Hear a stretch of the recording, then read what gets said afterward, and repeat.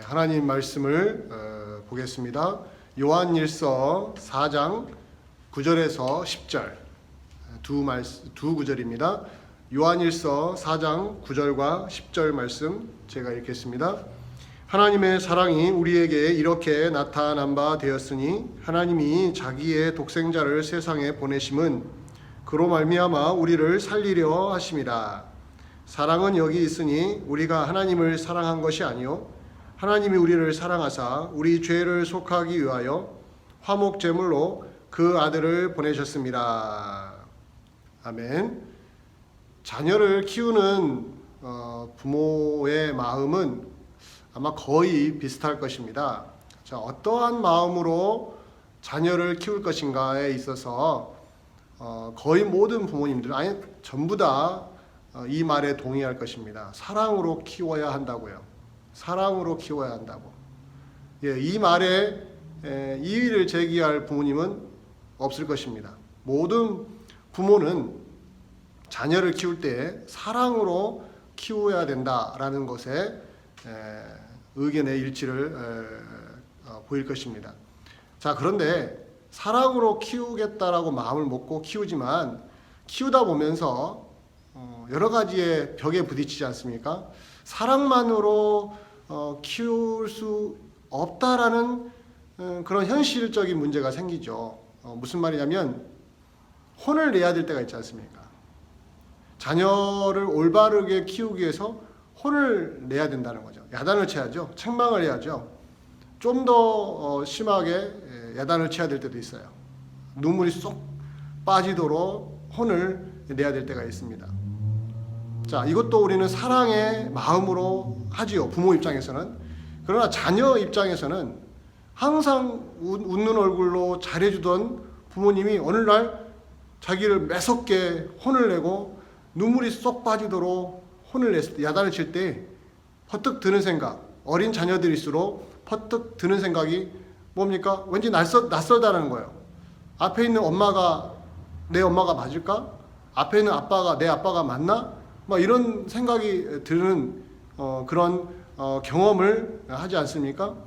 자, 이것은 우리가 흔하게 느끼는 현상이죠. 사랑을 받고 자라는 자녀들이 부모로부터 크게 혼났을 때에 그 부모가 자기를 사랑한다는 것을 알지만 그 혼나는 순간에는 의심스러운 생각이 드는 거예요. 내 부모가 맞는데 왜 나를 이렇게 혼낼까? 내 엄마가 나를 사랑하시는 것이 맞는가?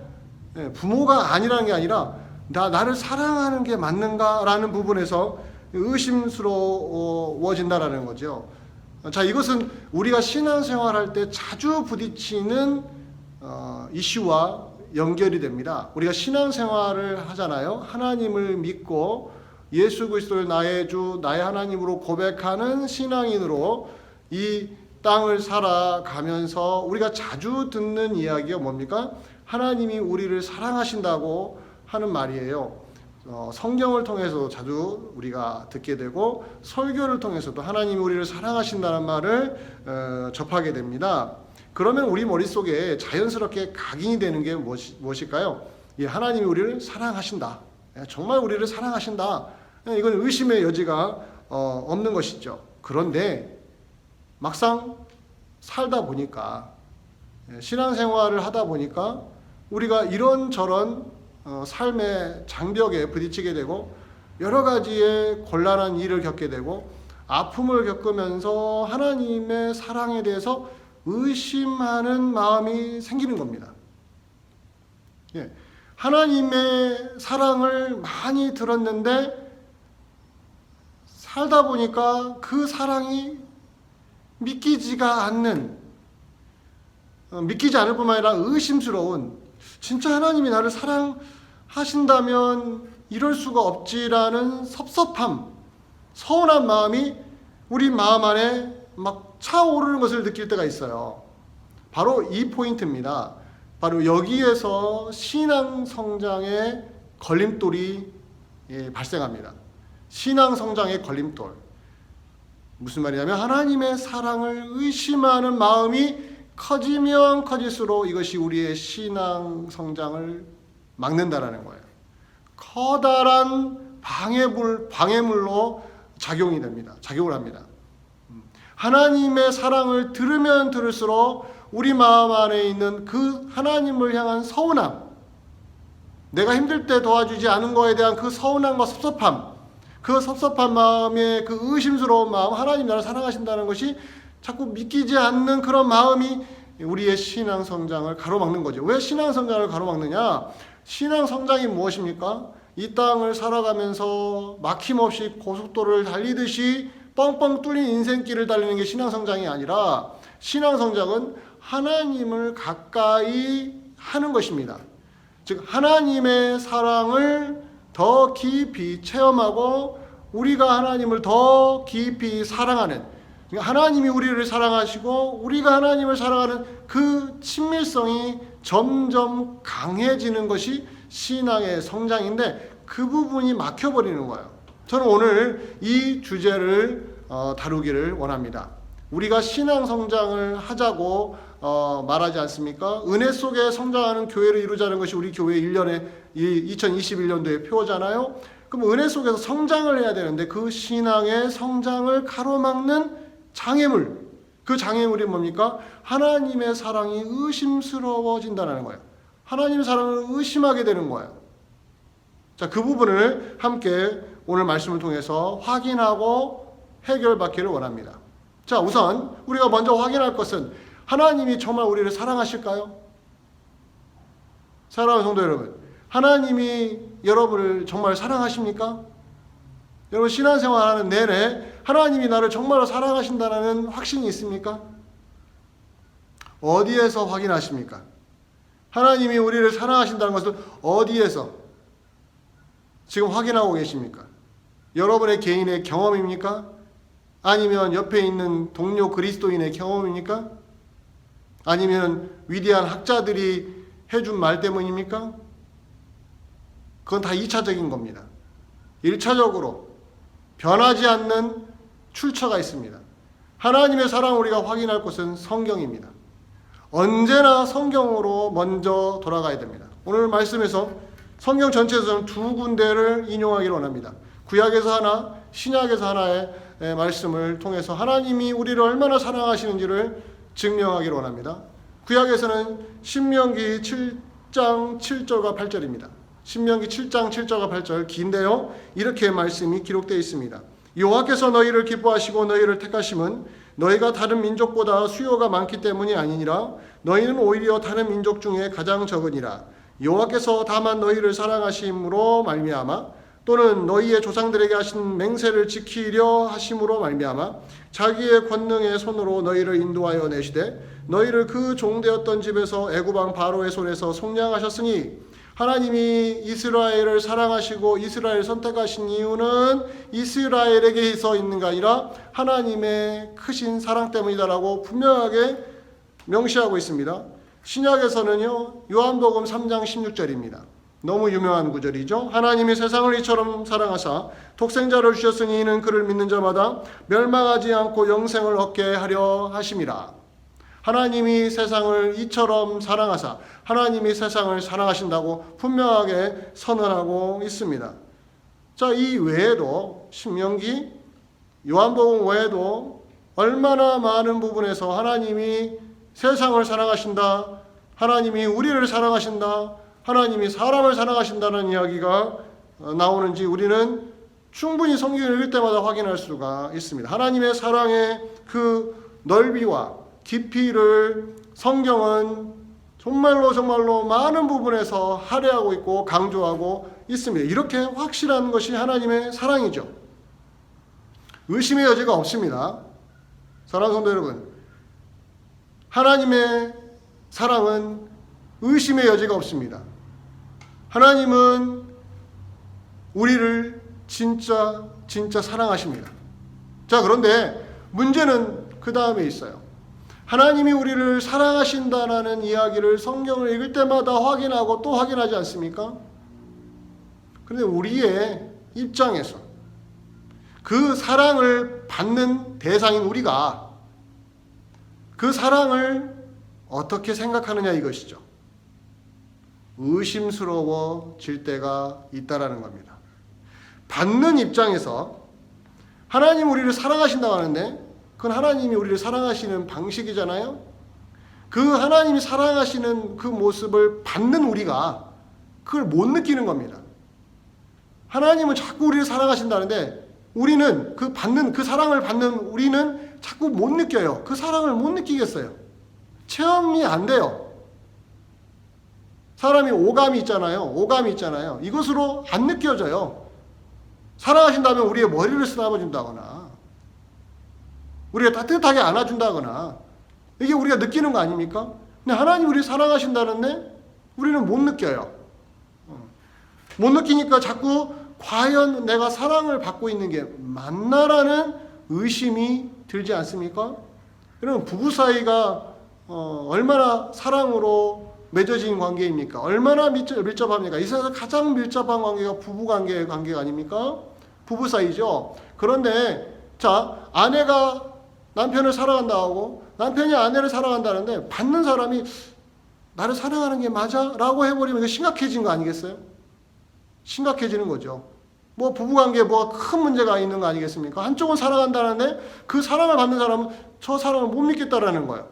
의심스럽다라는 거예요. 이런 관계가 하나님과 우리 사이에 자꾸 일어나고 있는 거죠. 하나님은 우리를 사랑하신다는데 우리는 그 사랑이 자꾸 의심스러워요. 나를 정말 사랑하신다면은 나를 이렇게 대하면 안 되시지 라는 서운함이 아주 강렬하게 의심으로 표출이 되는 겁니다. 이런 긴장관계가 우리에게 있어요. 성경을 읽으면 설교를 들으면 하나님이 우리를 사랑하신다는 이야기가 자주자주 들려지고 선포되잖아요. 근데 우리의 입장에서 그 사랑을 받고 확인해야 될 우리는 그 사랑이 자꾸 안 느껴지고 체험이 안 되고 확인이 안 되는 그런 불편함이 우리 안에 있으면서 의심이 자꾸 우리 마음에서 생겨요. 이 둘 사이의 긴장관계 속에서 우리의 신앙 성장이 멈춰버린단 말이에요. 어떤 식으로 멈추느냐? 자, 이걸 방치해버리면요. 이 의심하는 마음, 하나님의 사랑을 자꾸 의심하는 것을 내버려 둬버리면, 방치해버리면 두 가지의 독이 우리 안에서 생깁니다. 하나는 냉소적인 사람이 돼버리는 거예요. 우리의 신앙이 냉소적으로 돌변해요. 냉소적인 거. 아까 제가 부부관계 이야기했죠. 자, 남편이 아내를 사랑한다는데 아내가 그 사랑을 못 믿어요. 자꾸 의심스러워요. 그러면 어떤 태도가 생깁니까? 냉소적이 됩니다. 그냥 이렇게 반응되죠. 사랑한다면 이런 반응이 나오는 거예요. 그러니까 하나님이 우리 사랑하신다는데 하고 냉소적인 반응이 우리 안에서 자꾸 나와요. 나도 모르게. 남에게 표현을 안 하려고 애를 쓰죠.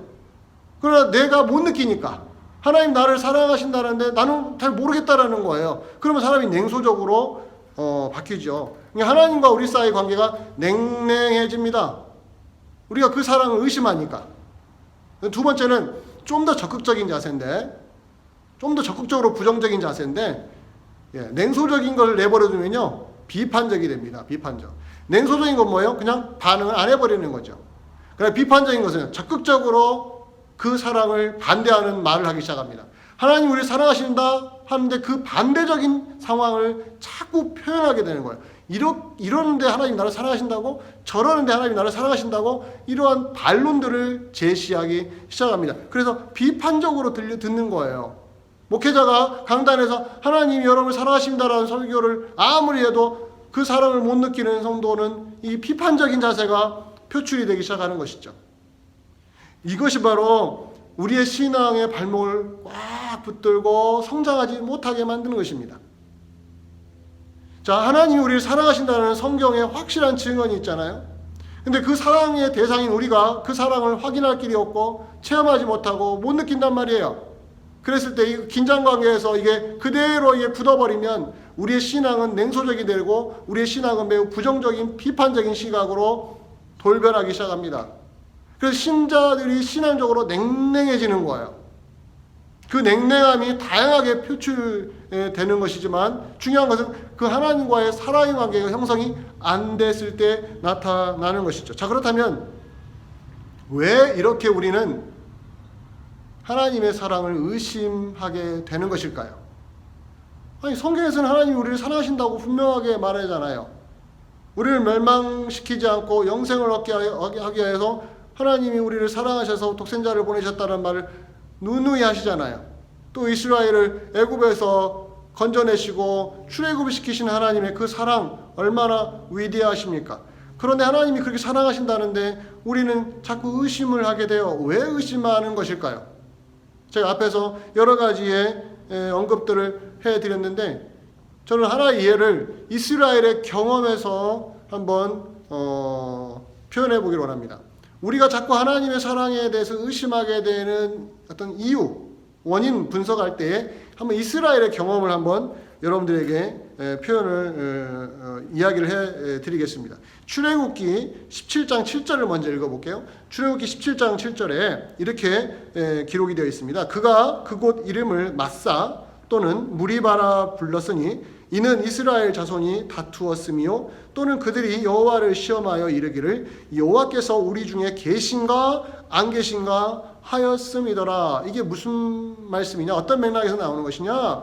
자, 이스라엘이 애굽을 벗어나서 광야에 들어섰습니다. 신광야라는 곳을 지나는데 물이 떨어졌어요. 원래 가지고 있던 물이 다 떨어졌습니다. 그리고 얼마나 그 떨어진 상태에서 시간이 지났는지 모르지만 이제 물이 없다라는 현실을 자각하게 되고 아무리 주변에서 물을 찾아도 사막이라 광야라 물이 없는 거예요. 물을 가지고 있는 사람도 없고 물을 얻을 데도 없고요. 그러니 어떻게 되겠습니까? 목말라 이렇게 가면 목말라 죽을 수도 있잖아요. 예. 음식을 못 먹어서 죽을 수 있지만 물이 없어서 죽을 수도 있잖아요. 이들은 생명의 위협을 느낀 것이죠. 제일 만만한 사람이 누굽니까? 자기들을 이끌고 애굽에서 빠져나오게 했던 리더 모세지요. 그래서 모세를 붙들고 닥달하기 시작합니다. 아주 위협적으로 모세를 아주 강하게 밀어붙입니다. 물을 만들어내라. 우리 물이 없다.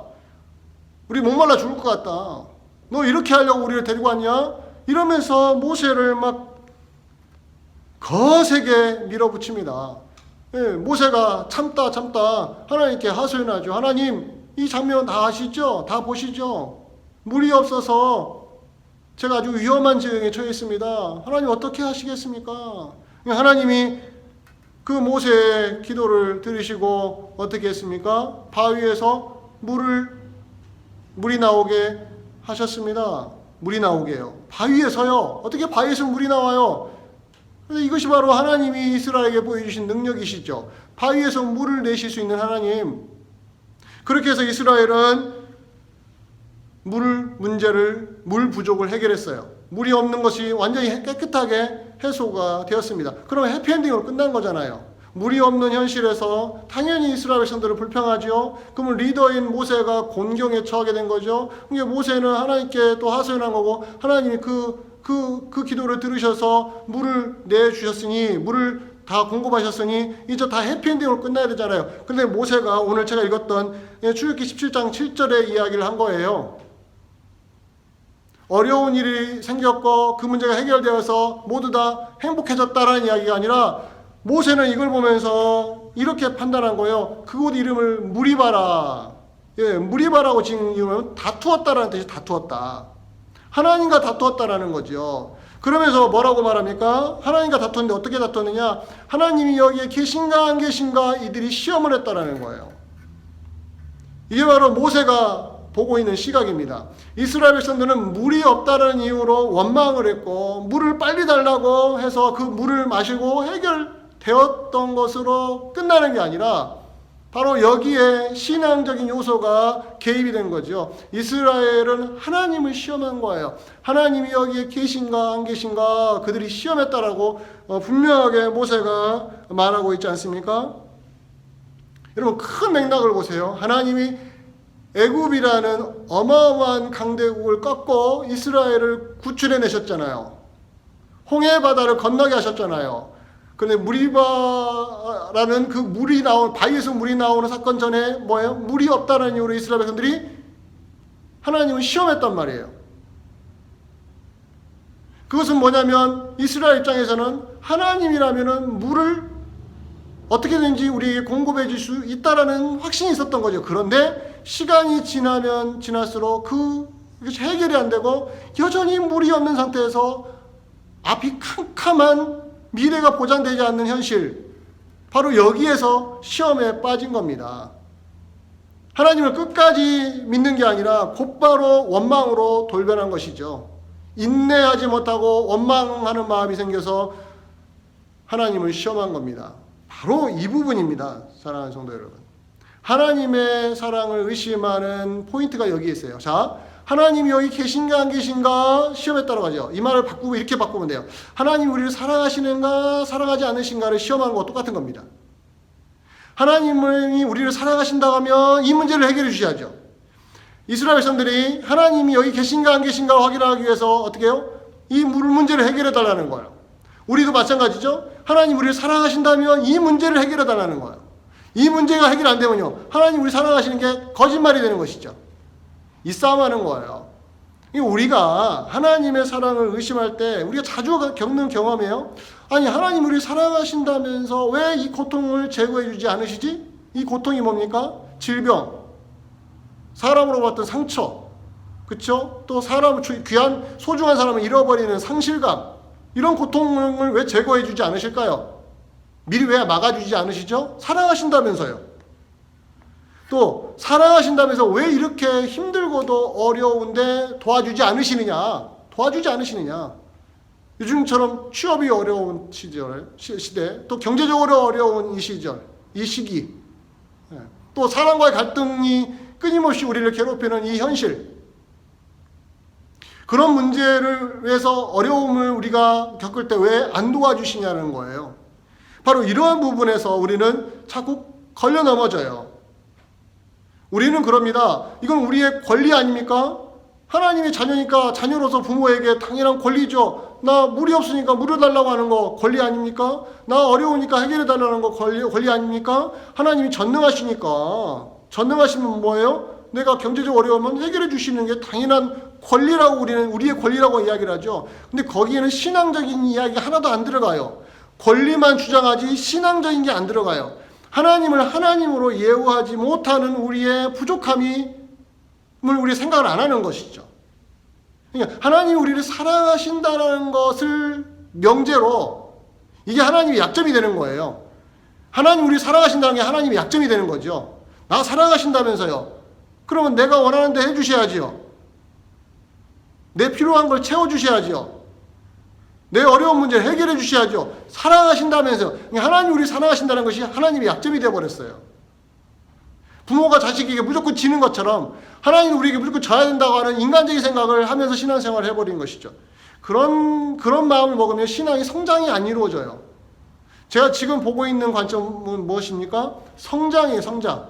하나님의 마음을 헤아리는 성장의 관점에서 보자는 거예요. 따라서 여러분과 제가 어떻게 하면 이 하나님의 사랑을 의심하는 마음을 꺾을까? 우리 마음에서 생기는 이 의심을 어떻게 하면 뿌리째 뽑아서 없애버릴 수 있을까?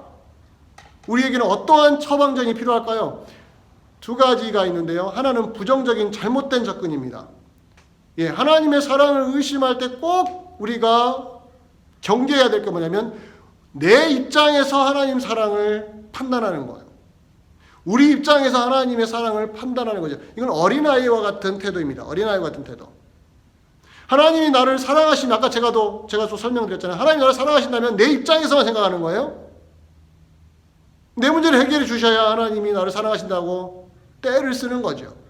떼 쓰는 거예요. 어린아이들이 떼 쓰잖아요. 10년이 지났는데 떼 쓰고, 20년이 지났는데 떼를 쓰고, 30년이 지났는데 떼를 쓰고, 50년 지나도 떼를 쓰면 어떻게 됩니까? 떼를 쓸 때가 있죠. 그러나 성장해야 되지 않습니까? 근데 계속 떼만 쓰고 있는 거예요. 안 움직이고 주저앉아서 하나님을 향해서 원망의 소리만 쏟아붓는 떼 쓰는 거. 이것이 바로 내 입장에서 하나님의 사랑을 자꾸 생각하니까 신앙의 성장이 안 이루어지고 멈춰버리는 겁니다. 이건 매우 잘못된 접근이에요. 언제나 우리의 문제에서 출발하는 거, 내 현실에서 출발하는 거, 내 상황에서 먼저 출발해버리면 하나님의 사랑은 저 멀리에 있는 것 같고 나와 아무 상관없는 것처럼 느껴질 때가 너무 많습니다. 이걸 바꾸셔야 됩니다. 올바른 접근법이 있어요. 올바른 해결책이 있습니다. 이걸 바꾸는 거예요. 어떻게 바꿔요? 내 입장에서 하나님 사랑을 확인하지 말고요. 하나님의 입장에서 하나님의 사랑을 확인하려고 애를 쓰는 겁니다. 그것이 오늘 주어진 본문의 내용이었어요. 오늘 제가 요한일서 4장 9절과 10절 읽었잖아요. 이게 바로 성장한 신앙인들의 어른스러운 태도입니다. 잘 들으셔야 됩니다. 신앙 성장이 이루어지고 있는 어른다운 모습이에요. 신앙적으로 어른다운 모습. 누구 마음을 헤아리라고요? 하나님이 나를 사랑하시는데 하나님의 마음으로 그 사랑을 내가 내 안에다가 주입시키는 거예요. 내 문제, 내 고민은 좀 내려놓고 하나님이 나를 사랑하신다는데 내가 이렇게 힘든 가운데서 하나님 나를 사랑하신다는 그 사랑의 실체가 뭔가를 한번 들여다보고 하나님 마음속으로 들어가보고 하나님이 표현하시는 대로 한번 이해를 해보겠다고 노력하는 거예요. 그게 바로 오늘 요한일서 4장 9절과 10절이에요. 이렇게 말하잖아요. 다시 읽어드릴게요. 하나님의 사랑이 우리에게 이렇게 나타난 바 되었으니 하나님이 자기의 독생자를 세상에 보내심은 그로 말미암아 우리를 살리려 하심이라. 10절 사랑은 여기 있으니 우리가 하나님을 사랑한 것이 아니요 하나님이 우리를 사랑하사 우리 죄를 속하기 위하여 화목제물로 그 아들을 보내셨습니다. 하나님이 우리를 사랑하시는 것을 어떤 식으로 나타냈다고 그래요? 우리가 원하는 식으로 나타냈다고 안 하시죠. 내가 어려울 때마다 해결해 주시는 하나님, 내가 아플 때마다 와서 위로해 주시는 하나님, 내 문제를 척척척 다 해결해 주신 하나님으로 나타난 게 아니라 어떻게 나타났대요? 예수 그리스도를 이 땅에 보내심으로. 그런데 뭐라고 말합니까? 독생자, 하나밖에 없는 아들을 세상에 보내셨다라고 합니다. 즉 우리가 하나님의 사랑을 제대로 이해하려면 누구를 봐야 돼요? 예수 그리스도를 바라봐야 됩니다. 이것이 바로 하나님이 우리를 사랑하신 가장 결정적이고 전체적이고 모든 것입니다. 하나님이 우리를 사랑하실 때 예수 그리스도를 통해서 사랑하십니다. 이게 무슨 말일까요? 예수 그리스도를 이 땅에 보내신 것은 우리를 살리기 위해서라고 하잖아요. 우리를 살리기 위해서. 살린다는 게 뭡니까? 죄의 노예로 죄의 구덩텅이에 빠져서 영원히 멸망당할 처지에 있는 우리들을 끄집어내신 이야기잖아요. 그래서 우리 죄를 속하기 위하여 화목제물을 우리가 화목제물이 아니라 그 아들이신 하나밖에 없는 아들인 독생자 예수 그리스도를 화목제물로 내놓으셨다라는 이 사랑, 이게 바로 하나님이 우리를 사랑하시는 거래요. 이 사랑을 제대로만 이해하면 여러분과 저는 삶에서 부딪히는 수많은 어려움과 상처들과 아픔들이 있다 할지라도 능히 그것들을 이겨낼 수 있다라는 이야기를 사도 요한일서에서 해주고 있습니다. 이것이 사도 요한만의 이야기인가요? 바울도 그런 이야기했고요. 베드로도 그런 이야기했고요. 여러분 구약에서도 그런 이야기 했습니다. 하나님이 우리를 사랑하신다고 했을 때 어떤 방식으로 사랑하셨는지를 우리는 연구하고 들여다보고 묵상하고 그 방식에 우리 자신을 녹여줘야 됩니다. 우리를 녹아내야 됩니다. 거기다 완전히 우리를 거기다가 집어넣어야 됩니다. 그랬을 때 우리가 부딪히는 삶의 여러 가지의 아픔들과 힘든 것들 있잖아요. 나를 사랑하신다면 이렇게 해줘야 돼. 나를 사랑하신다면 저렇게 해줘야 된다는 우리의 그런 소망들 있잖아요. 이 땅에 살고 있는 우리 육신이 가지고 있는 우리 연약한 소망들, 그 소망들을 올바른 눈으로 볼 수가 있다는 겁니다. 당장 해결해 주지 않아도 하나님이 그 아들이신 예수님을 나의 죄를 위하여 내어주실 정도라면 이 문제 정도는 어떻게 해결하실지 기대를 갖고 기다릴 수 있는 훈련이 우리에게 주어진다는 거예요. 그것이 바로 믿음의 훈련인 것입니다. 사랑하는 성도 여러분, 하나님이 우리를 사랑하신다고 하니까 이제 나는 완전히 슈퍼맨 만난 것처럼 내 문제를 다 해결해주는 어떤 그런 존재를 만난 것처럼 나는 행운하다 이런 이야기가 아니라 이제 하나님이 우리를 믿음의 훈련을 시키신다는 거예요. 내가 너희를 어떻게 사랑하는지 아느냐? 내 아들인 예수 그리스도를 너에게 내어주지 않았냐? 너희 죄를 속하기 위하여 너희들이 그 죄값을 치러야 되는데 그럼 너희는 멸망밖에 없다. 너희를 구원하기 위해서 내 아들을 내가 보냈다. 그러니 너희가 당하는 삶의 어려운 이야기들, 힘든 것들, 거기에 파묻히지 말고 그 아들이신 예수 그리스도를 바라보고 믿음으로 반응해봐라. 이게 바로 신앙의 훈련인 것입니다. 이것이 바로 신앙의 성장입니다. 하나님의 사랑은 신앙을 성장시키기 위하여 우리에게 계속 다가오는 것입니다. 이걸 보셔야 돼요. 말씀을 맺기를 원합니다. 사랑하는 성도 여러분, 하나님 우리를 진짜 사랑하십니다. 아들 예수 그리스도를 통하여 사랑을 완전히 펼쳐 보이셨습니다. 그러나 우리는 우리의 인생에 부딪히는 여러 가지 자잘한 문제들로 인하여 그게 너무너무 큰 바위처럼 보여가지고 아들 예수 그리스도가 크게 보이지 않는 함정에 빠집니다. 이 신앙 성장을 무너뜨리는 부분들을 잘 우리가 점검해서 그 약점을 우리가 해결을 할 수 있어야 됩니다. 어떻게 해야 됩니까? 예수 그리스도를 우리 죄를 위하여 화목제물로 보내신 그 하나님의 사랑을 좀 더 깊이 묵상해 보는 것입니다. 그리고 힘을 내십시오. 용기를 내십시오. 그리고 다시 일어서서 의연하게 예수 그리스도를 통하여 우리에게 보이신 그 하나님 사랑에 붙들린 사람이 되어야 될 것입니다. 이 은혜가 넘치기를 주의 이름으로 간절히 축원드립니다. 예, 기도하겠습니다. 고마우신 아버지 하나님, 연약한 우리들을 사랑하셔서 우리를 살려내신 아버지 하나님 감사합니다. 그러나 우리는 육체를 가지고 있는 연약한 존재들입니다. 삶의 여러 가지의 문제들로 인해서 실족할 때가 많습니다. 이럴 때마다 주님의 사랑을 의심하지 말고 더욱더 그 주님의 사랑에 붙들려서 믿음으로 성장해 나갈 수 있도록 은혜를 더하여 주시옵소서. 예수 그리스도 이름으로 기도하옵나이다. 아멘.